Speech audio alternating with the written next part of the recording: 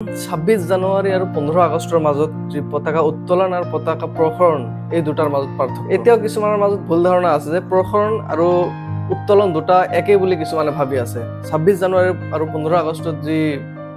প্ৰসৰণ আৰু উত্তোলন এই দুটাক এতিয়াও কিছুমানে একে বুলি ভাবি আছে এই দুটাৰ মাজত পাৰ্থক্যটো আজি আমি আপোনালোকক বুজাম 15 আগষ্ট অৰ্থাৎ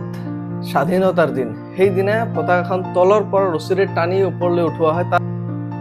তাক উত্তোলন বুলি কোৱা হয় সেই দিনাই ভাৰতবৰ্ষ স্বাধীনতা লাভ কৰিছিল আৰু সেই দিনাই প্ৰথমবাৰৰ কাৰণে আমাৰ পতাকাখন উত্তোলন কৰিছিল গৌৰৱেৰে আনহাতে 26 জানুৱাৰী গণতন্ত্ৰ দিৱস সেই দিনা পতাকাখন বান্ধি ৰখা হয় জাস্ট ৰছীখন টানি পতাকাখন মেল খুৱাই দিয়া হয় খুলি দিয়া হয় তাক প্ৰসৰণ কৰা বুলি কোৱা হয় সেইটো হল প্ৰসৰণ 15 আগষ্টত হয়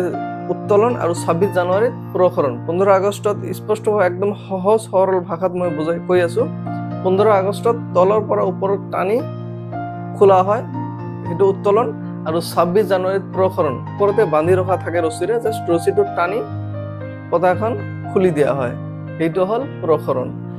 গণতন্ত্ৰ দিৱস আৰু স্বাধীনতা দিৱসৰ মাথত তাৰিখটো মনত ৰাখিলেই নহব এই দুটাৰ মাজত পাৰ্থক্য বুজি লৈ দেখক ভাল পোৱাটোই আমাৰ দায়িত্ব জয় হিন্দ যদি ভিডিওটা ভাল লাগে তেন্তে কমেন্ট কৰি জনাবা আৰু আন আপোনাৰ বন্ধুসকললৈ এই ভিডিওটা শেয়াৰ কৰিব যাতে সিহঁতেও বুজি পায় দুটাৰ মাজত পাৰ্থক্য